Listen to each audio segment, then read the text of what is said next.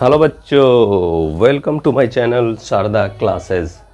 और इसमें हम लोग क्या पढ़ने जा रहे हैं? रसायन विज्ञान, जो क्लास 10 में पहला चैप्टर है रसायन विज्ञान का। बिहार बोर्ड के लिए चल रहा है ये रसायन विज्ञान, क्लास 10th का है।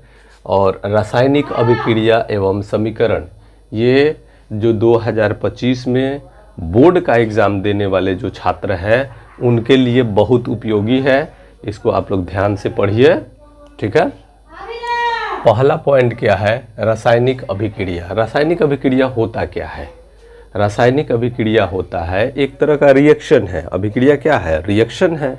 मतलब दो या अधिक पदार्थ आपस में मिलेगा, संयोग करेगा, एक रिएक्शन करेगा और इस संयोग के द्वारा एक नए पदार्थ का जन्म होता है, एक नया पदार्थ बनता है। वो जो नया पदार्थ बनता है उसका गुण जो होता है अभिक्रिया में भाग लेने वाले पदार्थों से भिन्न होता है, अलग होता है।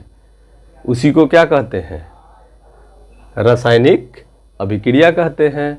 अब आइए देखिए कि इसको कैसे लिखेंगे। रासायनिक अभिक्रिया क्या होता है? जब कोई दो या अधिक पदार्थ आपस में संयोग कर एक तीसरे पदार्थ का निर्माण करता है तथा तीसरे पदार्थ का गुण जो होता है, उसका प्रॉपर्टीज, गुण, संयोग करने वाले पदार्थों के गुण से भिन्न होता है। तो इस तरह के जो अभिक्रिया होगा उसी को कहते हैं रासायनिक अभिक्रिया कहा जाता है, ठीक है। जैसे हाइड्रोजन और ऑक्सीजन मिलके क्या बना लेता है? जल बना देता है। तो हाइड्रोजन और ऑक्सीजन, अब गुण देखिए, हाइड्रोजन का गुण क्या है? गैस है। ऑक्सीजन का गुण क्या है? गैस है। और ये दोनों मिलके क्या बना लिया? जल। अब जल का प्रॉपर्टीज देखिए, द्रव है, हो गया ना अवस्था परिवर्तन। अच्छा, दूसरा देखिए कि मैग्नीशियम है और वो ऑक्सीजन के साथ अभिक्रिया करके, रिएक्शन करके मैग्नीशियम ऑक्साइड बना लेता है। अब देखिए बच्चों, इसमें जो है, जो भी हम लोग लिखेंगे ना उसका एग्जाम्पल दे के समझाएंगे कि उसमें कैसे परिवर्तन हो रहा है। ये सब चीज़ जैसे आपको लिखना ही लिखना है। जैसे कि हाइड्रोजन और ऑक्सीजन। अब लिखने के लिए हम लोग क्या किए हैं कि हाइड्रोजन लिखे हैं, ऑक्सीजन लिखे हैं। आगे चल के क्या हुआ कि ये सब रिएक्शन इस तरह से लिखने में ज़्यादा समय लगने लगा। अब जैसे देखिए, साइंस का खोज, साइंस के अंतर्गत जो भी खोज हुआ है किस लिए हुआ है? इसलिए हुआ है क्योंकि समय को बचाया जा सके। और इसका सिंबल हो गया। अब जैसे देखिए, अगर हम हाइड्रोजन लिखे, ऑक्सीजन लिखे, ज़्यादा समय लगेगा, ज़्यादा जगह घेरेगा। तो इसके लिए क्या किया गया? तो इसके लिए किया गया कि सिंबल खोजा गया, सूत्र बनाया गया। इसके लिए सिंबल खोजा गया, सूत्र बनाया गया और वही जो सिंबल और सूत्र के माध्यम से रासायनिक अभिक्रिया को दर्शाया जाता है उसी को रासायनिक समीकरण कहते हैं। जैसे देखिए, हाइड्रोजन है, हाइड्रोजन को किससे? H2 प्लस ऑक्सीजन कैसे?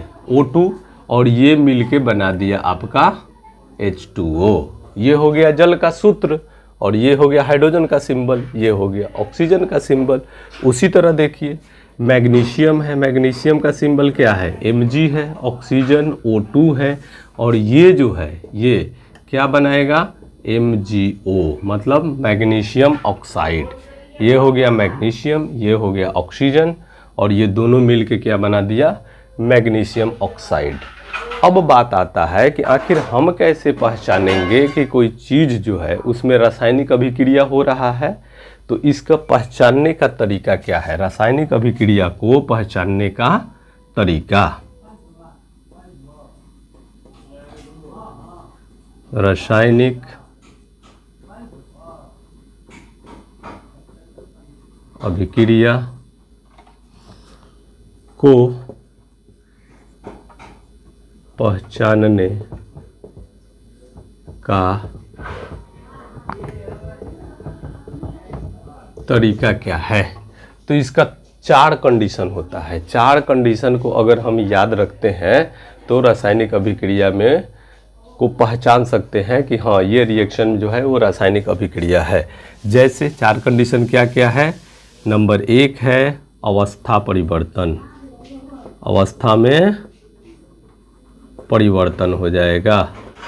मतलब क्या निकलता है भाई कि अवस्था में परिवर्तन। अब देखिए अवस्था किसको कहते हैं, अवस्था का मतलब क्या होता है, दुनिया में हर एक पदार्थ है वो सब का अलग अलग अवस्था है। जैसे ठोस, द्रव, gas, plasma, Bose Einstein condensate करके एक नाम है। तो ये सब चीज़ है, 5 अवस्था होता है, लेकिन जनरली हम 3 अवस्था के बारे में जानते हैं और 3 ही अवस्था पढ़ते हैं। ज़्यादा से ज़्यादा 4 अवस्था प्लाज्मा, लेकिन 5 अवस्था होता है। ठीक है, तो अवस्था में परिवर्तन क्या हो गया। अब इस चीज़ को समझिए कि अवस्था में परिवर्तन को अगर एग्जाम्पल के द्वारा समझाना पड़े तो कैसे समझाएंगे। जैसे कि हाइड्रोजन हो गया, तो हाइड्रोजन को सिंबल क्या है, H2 है। ऑक्सीजन का सिंबल क्या है, O2 है। और जल का सूत्र क्या है, फार्मूला H2O है। अब यहाँ देखिए कि हाइड्रोजन क्या है, एक गैस है। ऑक्सीजन क्या है, एक गैस है। और जल जो है, जल क्या है, एक द्रव है। अब यहाँ देखिए कि 2 चीज़, ध्यान से देखो बच्चों, 2 चीज़ जो है मतलब कि 2 गैस मिलकर द्रव बना दिया, तो हो गया ना अवस्था में परिवर्तन। दूसरा चीज़ क्या है, ताप में परिवर्तन। ताप में परिवर्तन मतलब क्या निकलता है कि उसका टेम्परेचर या तो बढ़ जाएगा नहीं तो घट जाएगा। अब रिएक्शन में भाग लेने वाले जो भी पदार्थ हैं और जो प्रतिफल है, जो उनके द्वारा जो प्राप्त होता है, जो रिजल्ट निकलता है क्या बना, उसका टेम्परेचर या तो बढ़ा हुआ पाइएगा या घटा हुआ पाइएगा। ठीक है, अब टेम्परेचर, इस चीज़ को कैसे समझेंगे। जैसे कि चूना होता है, जो दीवार पोतने के लिए चूना लाया जाता है, आप लोग देखे ही होंगे घर में हमेशा दीपावली से पहले जो चूना पोतने के लिए चूना लाया जाता है घर को कलर करने के लिए। उस चूना में जैसे पानी डाला जाता है तो वो उबलने लगता है और उसका टेम्परेचर क्या हो जाता है, हाई हो जाता है, गर्म हो जाता है, गैस निकलने लगता है। तो एक चीज़ तो वहाँ से मालूम चला ना कि ताप में परिवर्तन हो जाता है। और तीसरा क्या कहता है कि गैस भी निकलता है। तो गैस का निकलना, गैस का निष्कासन कहिए या उत्सर्जन कहिए या निकलना कहिए, तो उसमें जब गैस निकलता हो तो समझ जाइएगा कि रासायनिक अभिक्रिया हुआ। चौथा पॉइंट क्या कहता है कि उसके रंग में परिवर्तन भी हो जाता है। रंग में परिवर्तन, रासायनिक अभिक्रिया में क्या होगा, रंग में भी परिवर्तन हो जाता है। यही ना रासायनिक अभिक्रिया है। जैसे कि अगर लाल और हरा को मिला दिया जाए तो काला रंग बन जाता है, तो रंग में परिवर्तन हो गया। अब देखिए, तो ये पहचानने का तरीका है, कौन चीज़, रासायनिक अभिक्रिया को पहचानने का ये तरीका है।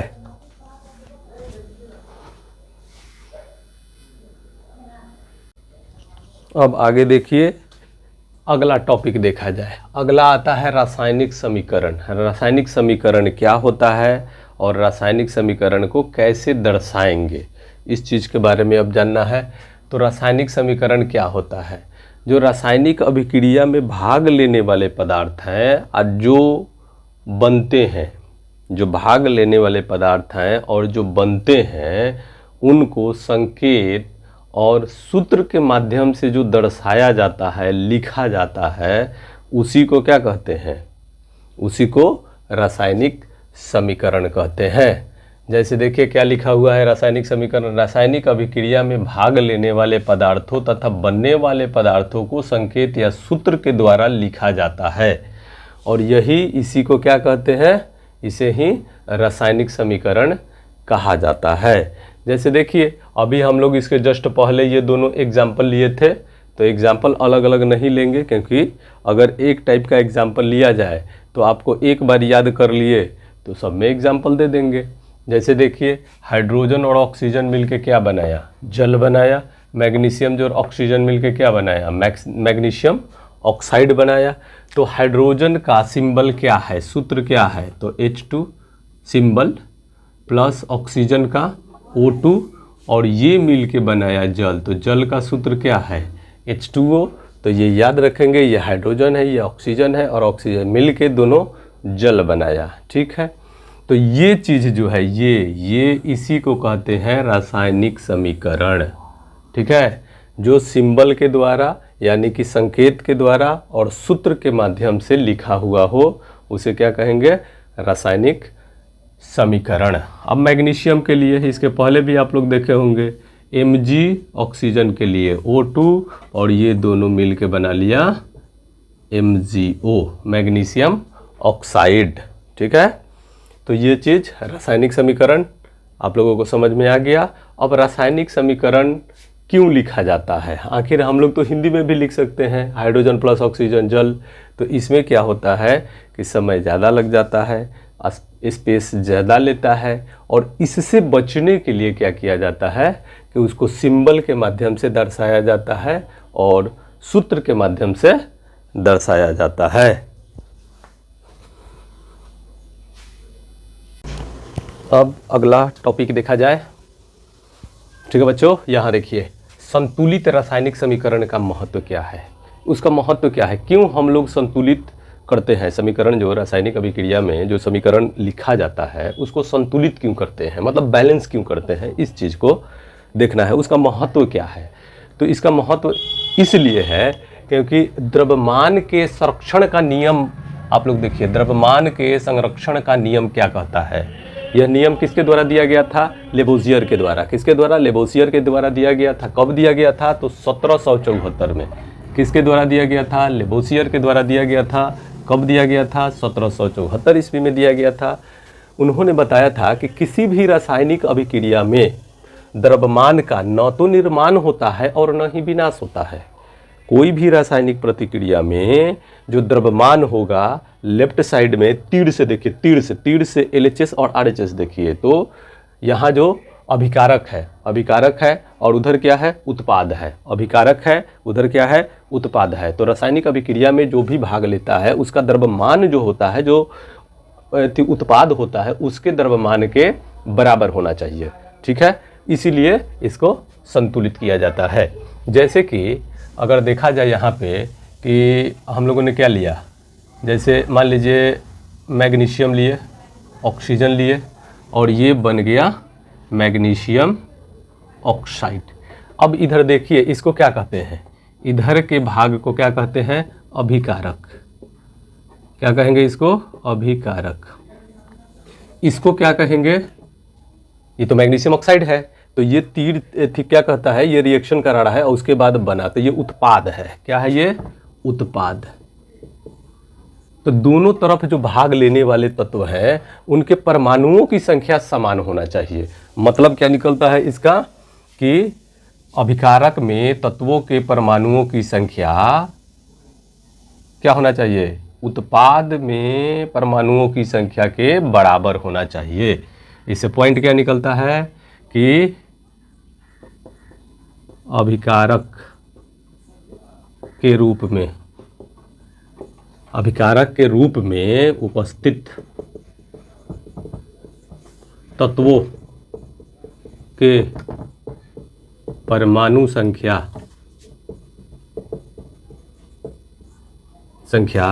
उत्पाद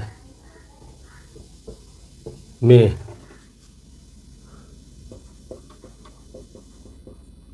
परमाणुओं, उत्पाद में तत्वों के, उत्पाद में तत्वों के, तत्व या यौगिक तत्वों के परमाणु संख्या समान होना चाहिए, समान होता है। अभिकारक के रूप में जो उपस्थित तत्व है उसका परमाणु संख्या और उत्पाद में है उसके परमाणु संख्या के बराबर होता है। ठीक है, समान होता है। अब यहाँ बताइए कि क्या ये बैलेंस है, संतुलित समीकरण इसको कहेंगे? नहीं। क्यों नहीं कहेंगे? क्योंकि यहाँ पे मैग्नीशियम के कितने परमाणु? 1 परमाणु। ऑक्सीजन के कितने परमाणु? 2 परमाणु। अब इसको देखेंगे कैसे? जैसे देखिए, अभिकारक, यहाँ पे एक टेबल बनाएंगे, लिखेंगे, चाहे ऐसे देखिए, ये तीर का चिन्ह है ना, इधर को कहिए LHS, ठीक है, और तीर के बाएं साइड, दाहिने साइड को बोला जाए RHS, ठीक है।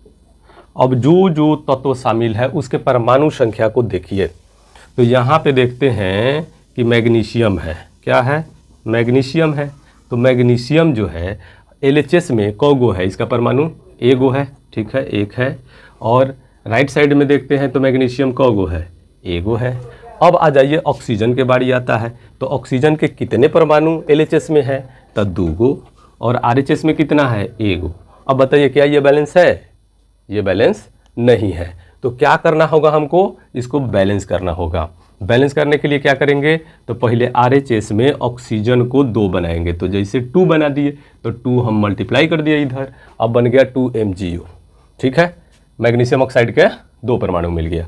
तो यहाँ पे देखिए कि 2 तो कर दिए, तो यहाँ पे अब तो मैग्नीशियम भी 2 हो गया, मैग्नीशियम 2 हो गया। अब इसका मतलब क्या होगा कि हमको मैग्नीशियम में भी 2 से गुना करना पड़ेगा, तभी जाके बराबर होगा। तो इधर भी किए, मैग्नीशियम उधर तो हो ही गया, तो इधर LHS में भी मैग्नीशियम में 2 से गुना कर दिए। अब ये क्या हो गया, ये संतुलित रासायनिक समीकरण है, ठीक है। ये समझ में आ गया होगा। अब इस पे 4-5 क्वेश्चन हम लोग बना लेते हैं, बैलेंस करना सीख लेते हैं LHS और RHS, फिर आगे बढ़ते हैं, ठीक है। चलिए नेक्स्ट देखा जाए। नेक्स्ट टॉपिक क्या है कि संतुलित और असंतुलित रासायनिक समीकरण की पहचान। अब इसकी पहचान कैसे करेंगे कि कौन संतुलित है और कौन असंतुलित है। तो इसके लिए क्या करेंगे, दोनों तरफ हमको देखना पड़ेगा, तीर के बाएं साइड और तीर के दाएं साइड। तो तीर के बाएं साइड को क्या कहेंगे, LHS, और तीर के दाएं साइड को क्या कहेंगे, RHS। एक टेबल बना लेते हैं, LHS, और इधर बना लिए RHS, ठीक है। और यहाँ पे लिखते हैं, जैसे क्या है, Zn है यानी कि जिंक है, इसको क्या कहते हैं, जस्ता। ये क्या है, जस्ता, यानी कि इंग्लिश में जिंक। और ये क्या है, sulphuric acid, H2SO4, sulphuric acid. और ये क्या बनाया है, जिंक सल्फेट, ठीक है। तो जिंक को देखिए, LHS में जिंक के कितने परमाणु, 1 परमाणु, और RHS में जिंक के कितने परमाणु, 1 परमाणु। उसके बाद देखिए हाइड्रोजन, हाइड्रोजन है ये, तो हाइड्रोजन के कितने परमाणु, LHS में 2, इधर हाइड्रोजन के कितने परमाणु, 2। अब इस साइड आ जाइए, S है, S के कितने परमाणु, यानी कि सल्फर के कितने, 1। RHS में सल्फर कितना, 1। अब आ जाइए कौन सी, तो ऑक्सीजन को देख लिया जाए। तो ऑक्सीजन के LHS में कितने परमाणु, 4, और RHS में कितने परमाणु, 4। सब मिल रहा है ना, 1 1 2 2 1 1 4 4। तो क्या है, यह एक संतुलित रासायनिक समीकरण है।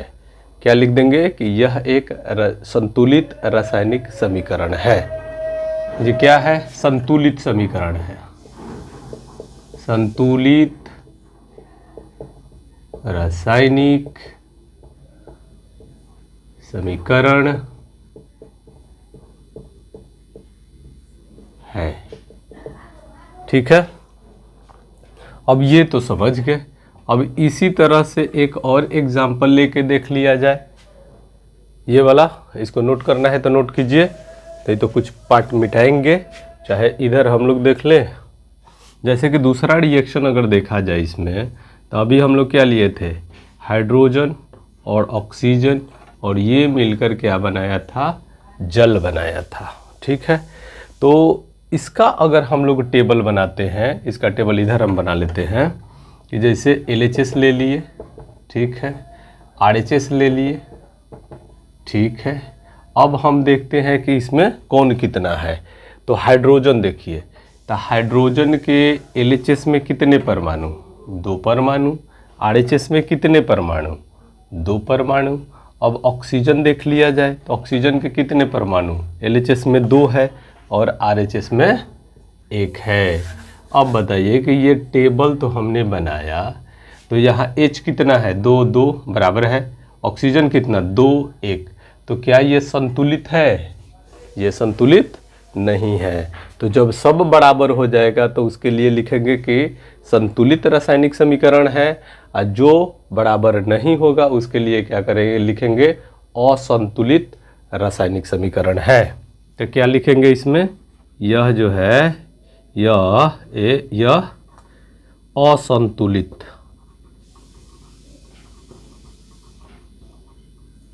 यह असंतुलित रासायनिक समीकरण है। ठीक है, तो समझ गए कि संतुलित रासायनिक समीकरण किसको कहेंगे और असंतुलित रासायनिक समीकरण किसे कहेंगे। अगर इसमें अंतर कहने के लिए आ जाए या भाषा में लिखने के लिए तो कैसे लिखेंगे, तो जिस रासायनिक समीकरण में उपस्थित अभिकारक तथा उत्पाद में तत्वों के परमाणुओं की संख्या समान हो तो उसको संतुलित रासायनिक समीकरण कहेंगे, और जिसमें उपस्थित तत्वों के परमाणुओं की संख्या असमान हो उसे असंतुलित रासायनिक समीकरण कहेंगे। ठीक है, आज के लिए इतना ही। कल हम लोग सीखेंगे, नेक्स्ट वीडियो में सीखेंगे कि कैसे असंतुलित रासायनिक समीकरण को संतुलित बनाएंगे। तो असंतुलित रासायनिक समीकरण को संतुलित बनाना कल के वीडियो में देखा जाएगा। तब तक के लिए चैनल को सब्सक्राइब कीजिए, लाइक कीजिए, वीडियो को आगे बढ़ाइए, अपने दोस्तों के पास शेयर कीजिए। ये 2024 में उपस्थित होने वाले जो भी बोर्ड का एग्ज़ाम देंगे, बिहार बोर्ड वाले, उनके लिए है। ठीक है, मिलते हैं नेक्स्ट वीडियो में।